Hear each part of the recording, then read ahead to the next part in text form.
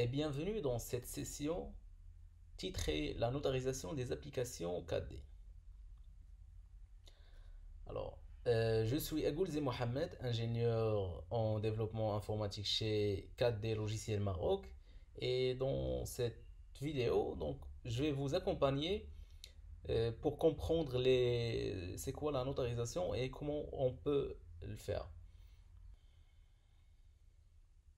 Donc, avant de commencer, je voulais bien remercier Eric Louis from 4D USA. Donc, il m'a beaucoup aidé pour la réalisation de ces slides.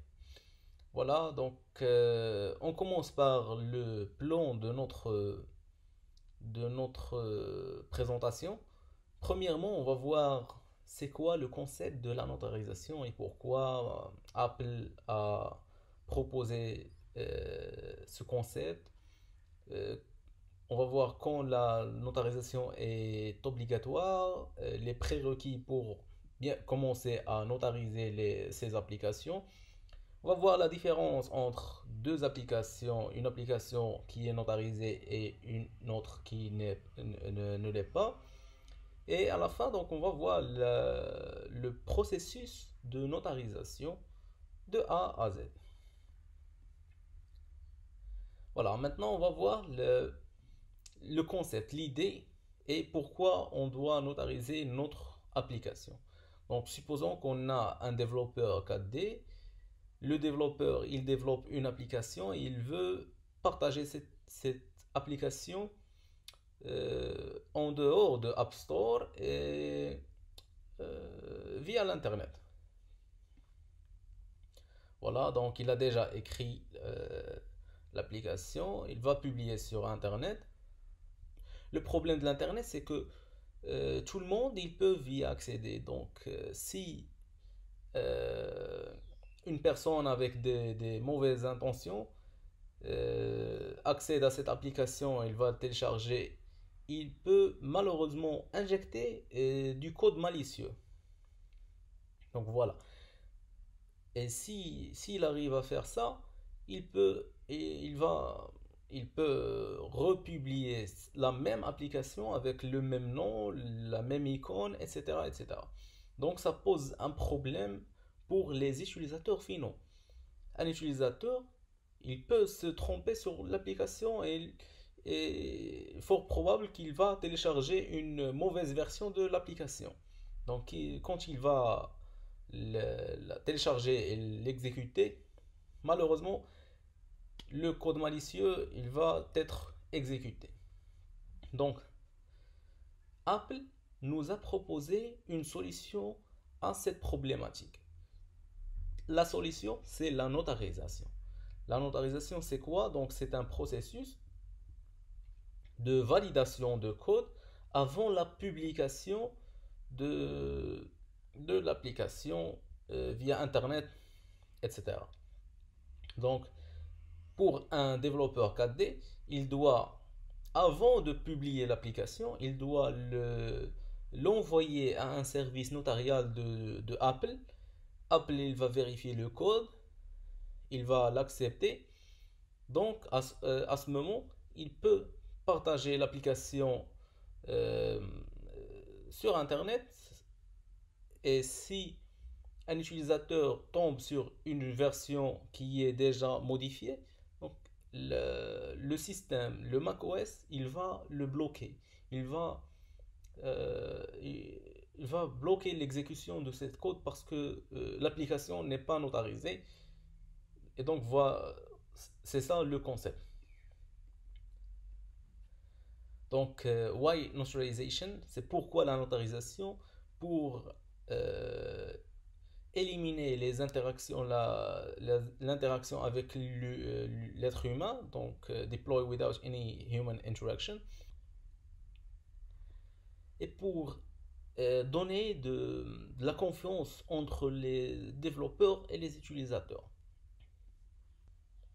Maintenant, on va voir quand est-ce que la notarisation est obligatoire. La notarisation est obligatoire quand l'application ou bien l'utilisateur est sous macOS Catalina et l'application est téléchargée via l'Internet. Via l'Internet, euh, y compris l'HTTP, FTP, AirDrop, etc. La notarisation, elle n'est pas obligatoire si l'utilisateur est sous Mac, la version de Mac Mojave, ou bien s'il a déjà il a copié l'application en dehors de l'internet, etc. Ou bien si l'application est déjà installée sur son machine et il a juste mis à jour son système d'exploitation. Donc voici. Donc maintenant on va voir c'est quoi les prérequis pour commencer à développer, à notariser ces applications.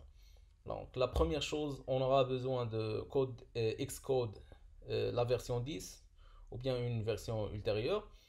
Euh, la version de Mac c'est Mojave ou bien ultérieure, Catalina, etc. On aura besoin de Apple ID, d'un Apple ID Developer Program. Voilà, voilà, voici le lien pour avoir ce compte. Et on aura besoin aussi d'un accès au compte Apple ID. Voici le lien Apple ID pour activer Two-Factor Authentication, l'authentification à deux facteurs, et pour générer un mot de passe qu'on va l'utiliser dans la notarisation. Donc voici developer.apple.com et ID. Donc maintenant on va voir comment générer le password. En, c'est Two-Factor Authentication.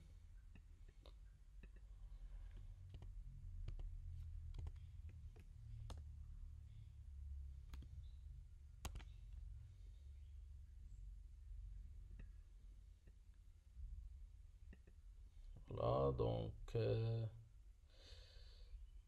ici dans cette rubrique sécurité, on a le lien Generate Password. Donc c'est si on a cette option est activée, donc ça va. Sinon, on doit l'activer d'abord, puis on peut générer des mots de passe. Donc maintenant, je vais générer un mot de passe pour l'utiliser durant cette présentation.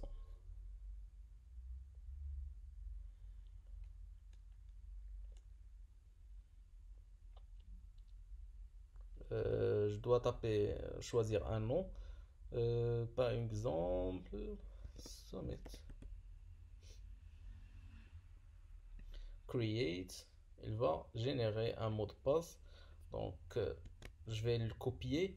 Donc, pour vous donner une idée, donc ce password et ce mot de passe est confidentiel et vous devez le garder, vous devez le cacher. Donc, au lieu de l'utiliser le password à chaque fois, donc à chaque fois de le copier et recopier, recoller sur la ligne de commande pendant l'exécution des commandes, donc c'est recommandé de l'enregistrer, d'enregistrer ce password dans l'outil Keychain. Et après, donc, on va juste utiliser un nom pour y accéder. Donc maintenant, je vais faire la même chose. Donc voici la commande, c'est security add generic password -a. Ici, c'est le username. Voilà le password que j'ai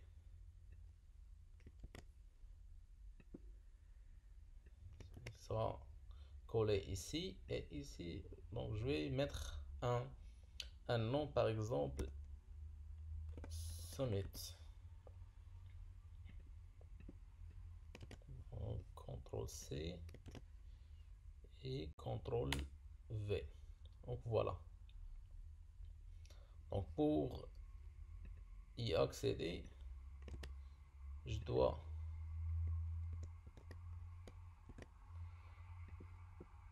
taper ça.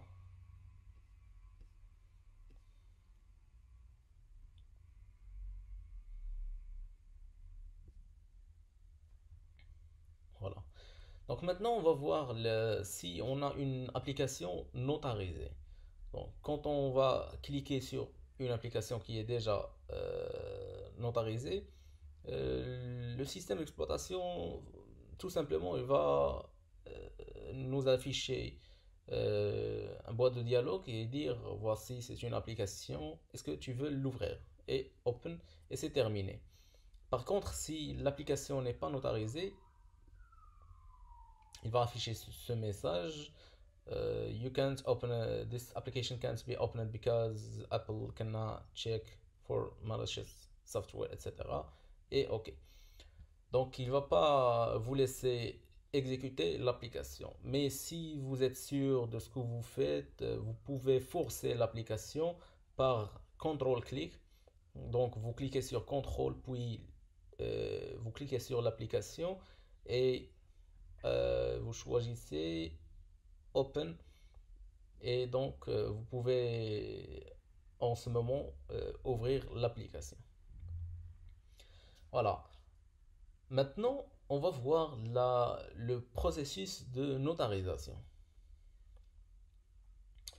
Le processus de notarisation, il se compose de 5 étapes, comme vous voyez. La première étape, c'est le build and sign. Le build, c'est la construction de l'application et la signature de l'application. C'est très important. Après, donc, quand on termine cette étape, on aura, on, euh, on va avoir une application .app qu'on peut l'exécuter. C'est une application exécutable.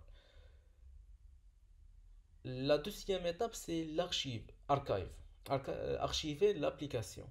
Pourquoi archiver l'application sous un format .dmg, zip ou bien pkg? Parce que si on veut uploader notre application .app vers le service notarial de, de Apple, Apple il considère le système il considère le fichier .app comme un dossier. Donc c'est pour cela on aura besoin de l'archiver sous les formats qu'on a déjà dit, DMG, zip ou bien package. Après ça, donc, on aura besoin de uploader l'application vers le service notarial. C'est la phase de notarisation. Après ça, si tout est d'accord, tout est OK, on peut stapler l'application. C'est quoi stapler l'application? Stapler, c'est euh, quand on va, par exemple, un utilisateur, quand il va exécuter une application, il y a ce qu'on appelle le gatekeeper qui cherche chez le serveur de Apple, il cherche sur l'application est-ce qu'elle est déjà notarisée ou pas, etc., etc., pour pouvoir lancer ou pour pouvoir laisser passer cette application. Sinon, le problème se pose si on veut exécuter cette application dans un environnement offline. Donc, la phase de staple, elle va attacher aux applications, à cette application, elle va attacher un ticket. Voilà, staple en français, c'est agrafé. Donc, c'est comme si on va attacher le ticket comme ça, si on veut l'exécuter offline, on n'aura pas besoin d'une connexion Internet et le gatekeeper va laisser passer. Donc, quand on va terminer les 4 étapes, voilà, on peut déployer notre application tout simplement. Voilà. On va voir ces étapes en profondeur. Maintenant, on a la première étape, c'est Build and Sign, la construction de l'application et la signature de l'application. Comment on peut faire ça? C'est simple via cette interface que je pense que vous avez déjà confronté. Donc, pour démontrer ça, donc maintenant j'ai déjà préparé une simple application qui affiche un message Hello World. Voilà, je ferme ça et je vais builder l'application. Voilà, build application. Yes, c'est pas compilé. Voilà, et dans application, je choisis Build Standalone Application et dans cette fenêtre, je dois ici cocher le choix Sign Application et je dois mettre ici le nom de certificat que je dispose. Donc je vérifie, c'est quoi? Voilà, le certificat. Voilà, My Certificates. Et maintenant, voilà, je vais builder.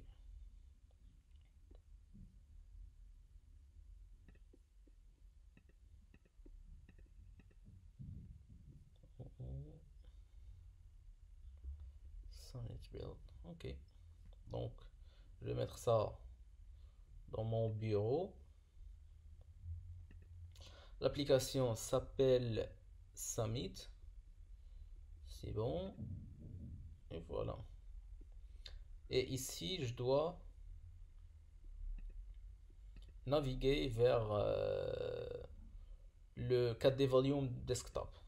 C'est déjà dans Applications et 4D. Voilà. C'est ça. Volume Desktop. Maintenant, je vais lancer le build. Non.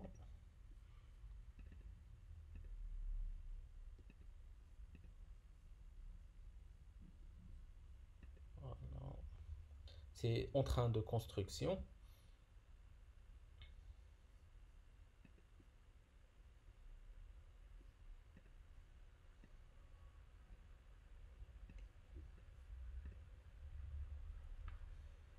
Voilà. C'est construit avec succès. Log, non, je ne veux pas voir le log.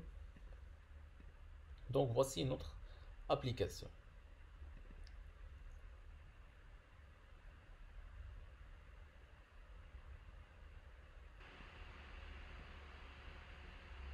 Voilà le message Hello World.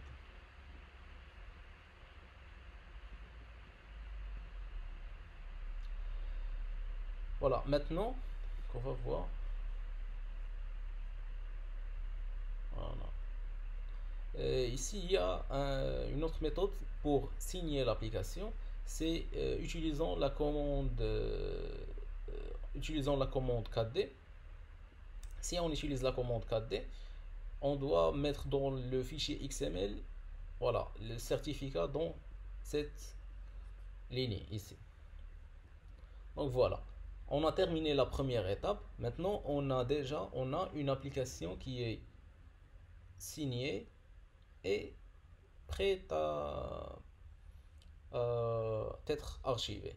Pour archiver une application, donc on a déjà trois choix, soit zip, DMG ou bien PKG.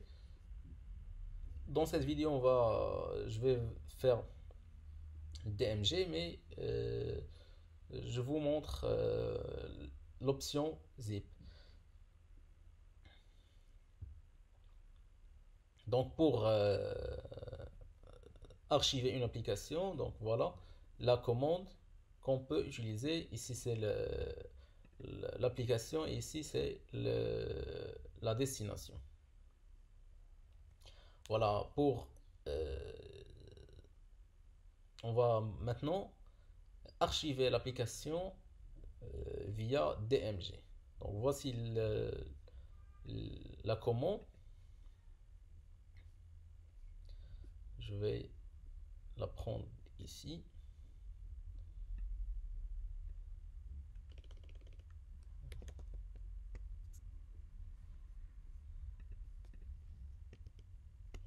Voilà, je vais prendre que ça pour archiver.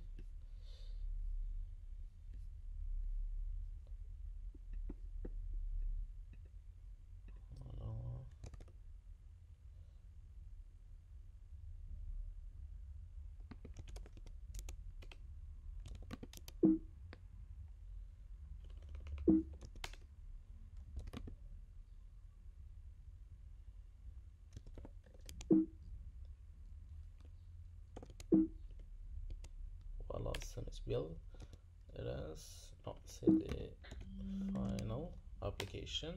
Voilà, ls. Donc j'ai l'application summit.app. Maintenant, je vais coller la commande qui pour archiver l'application. L'application c'est summit.app et je vais mettre summit.dmg.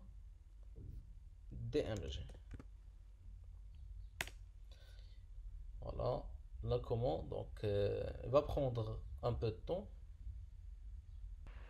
Voilà, c'est terminé la compression de l'application. Maintenant, on a deux fichiers, summit.app et summit.dmg. Ce qu'on aura besoin de faire maintenant, c'est de signer le fichier DMG. Donc, on doit resigner, c'est très important. Sinon, elle ne va pas passer la notarisation. Voilà, certificat, c'est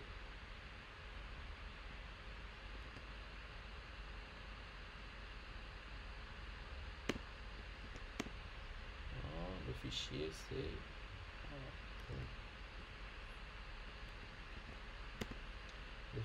c'est summit.dmg.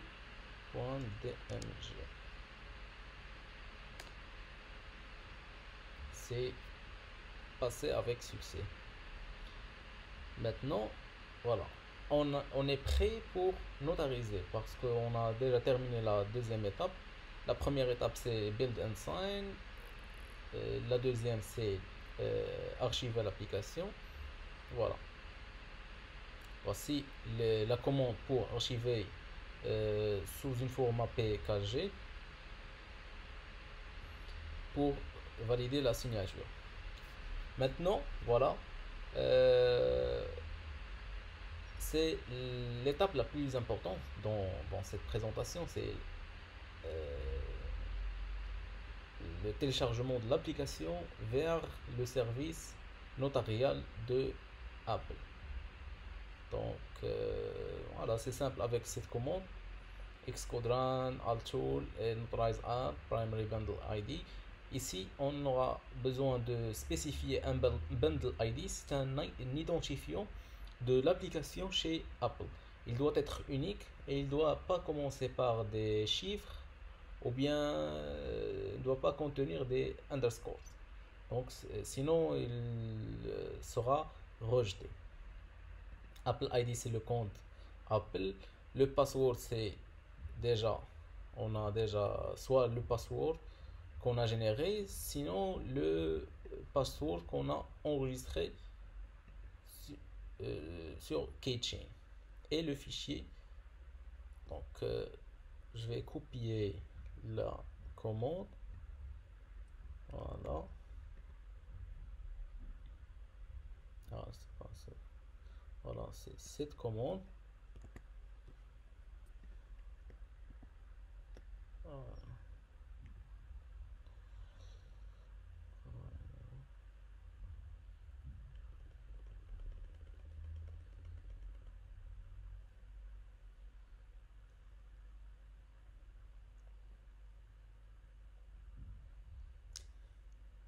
Je vais naviguer, chercher le fichier vers summit.dmg. Donc je vais maintenant exécuter la commande. Donc notariser l'application. Quel fichier c'est summit.dmg. Quel bundle ID c'est 4d.summit. Je sais pas si déjà pris ou pas. Donc summit T majuscule. Moi l'utilisateur et le password c'est summit. Donc normalement ça doit passer. Donc maintenant on va on va télécharger notre fichier summit.dmg vers le service notarial de Apple avec cette commande.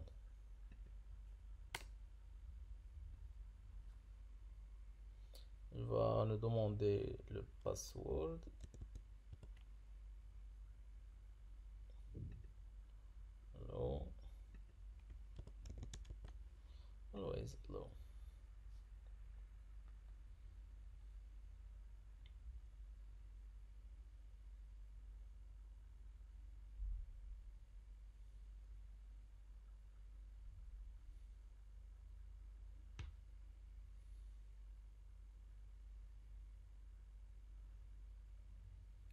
Voilà, maintenant on regarde une réponse de Apple. Il dit que you need to specify which provider you intend to submit content to. Donc, il se peut que vous rencontrez ce problème. C'est la cause de ce problème, c'est parce que mon compte, il est associé à deux, deux entités. Donc, on doit, dans la commande, on doit spécifier à quel provider on voulait envoyer cette, euh, ce paquet, cette application. Donc, pour la. Voilà. On doit, premièrement, pour savoir ou bien pour lister, on aura besoin de lister d'abord la liste des providers. Voilà, Xcode Altool list providers. Donc, ça va donner une idée sur. Voilà. Voilà, donc on a maintenant deux providers. Je vais choisir, on doit choisir le short name, donc soit c'est provider ou bien ça. Donc je vais choisir le short name et voilà, le mettre ici. Maintenant la .dmg. Donc maintenant la commande c'est Altool minus notarize app file. Voilà, voici le fichier. Le bundle ID c'est Summit. Je vais mettre un grand T ici. Le compte, voilà le password et le provider. Copier et coller. Et maintenant, ça va commencer à uploader, télécharger le fichier DMG vers le service notarial de Apple. Donc, il peut que ça va prendre un peu de temps. Voilà, donc après que le téléchargement de notre application termine, donc maintenant on a une réponse. Voilà, la réponse, il contient là un UUID, un identifiant de la requête, donc qu'on peut l'utiliser après pour vérifier, pour chercher les infos, le statut de notre requête, si c'est bien validé ou bien notre application contient des erreurs, etc. Donc on doit garder cet ID. Donc je vais le copier. Voilà. Voilà.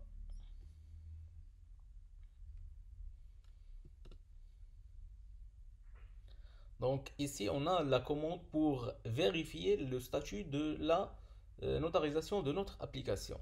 Donc la commande c'est déjà clair.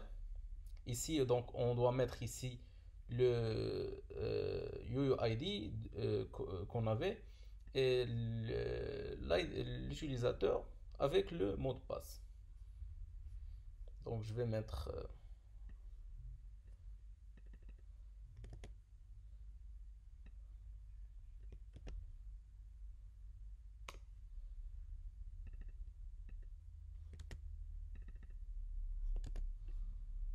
là. Je vais exécuter maintenant la commande entrée. Donc voilà, in progress. Donc ce processus, il peut prendre jusqu'à 10 minutes, 15 minutes parfois. Parfois, il peut prendre plus. Ça dépend. Mais le processus de notarisation, normalement, prend maximum 10 à 15 minutes. Parfois, le service notarial de Apple est, euh, il ne sera pas disponible. Donc, c'est pour cela, parfois, il prend plus de temps. Donc, pour vérifier si le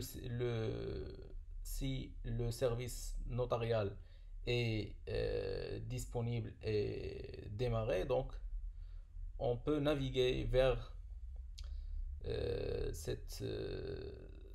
vers l'URL suivant et voilà ce qui nous intéresse, le service est déjà available. Donc après que la notarisation de notre application termine, donc on va recevoir un email et comme on peut vérifier, on peut exécuter cette commande à chaque fois. Donc si on a une réponse favorable, voici la réponse qu'on aura. Sinon, donc voici la réponse package invalid et ici package approved.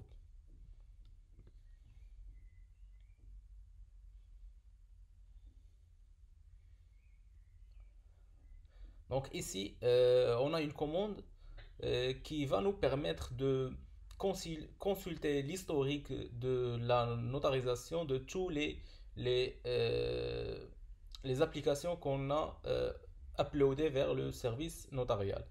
Et cette application et cette commande est importante si on a perdu le l'UUID, la l'UUID de la requête qu'on avait. Donc, voici un email qui est de la part de Apple Developer qui nous montre que notre application est bien notarisée. Donc, congratulations. Et maintenant, notre application est bien notarisée. Donc, l'étape suivante est de stapler le ticket, c'est de aggraver le ticket. Cette commande est une commande la plus simple. Donc, on doit juste exécuter stapler staple et le fichier DMG.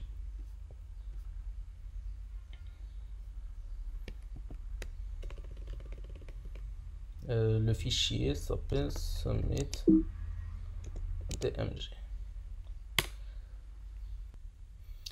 Donc voilà, la commande est bien marché sans problème. Voilà. Maintenant, on va voir que pour stapler, on peut soit utiliser la commande directement, staple si on a des fichiers DMG ou bien fichiers PKG. Sinon, si on a un fichier .zip, donc on doit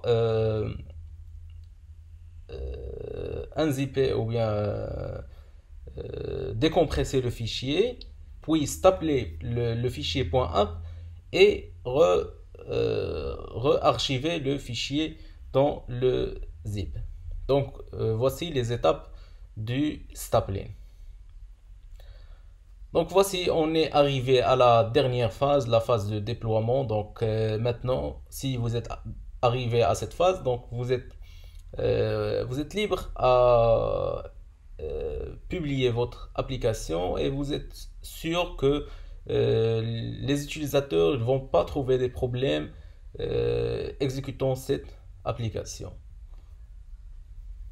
Et voilà donc des ressources pour vous aider à déployer ou bien pour notariser votre application KDE. Donc on est arrivé à la fin. J'espère que vous avez bien compris le processus. Si vous avez encore des questions, n'hésitez pas. Voilà, donc voici vous pouvez suivre le lien en dessous de la vidéo. Donc à bientôt.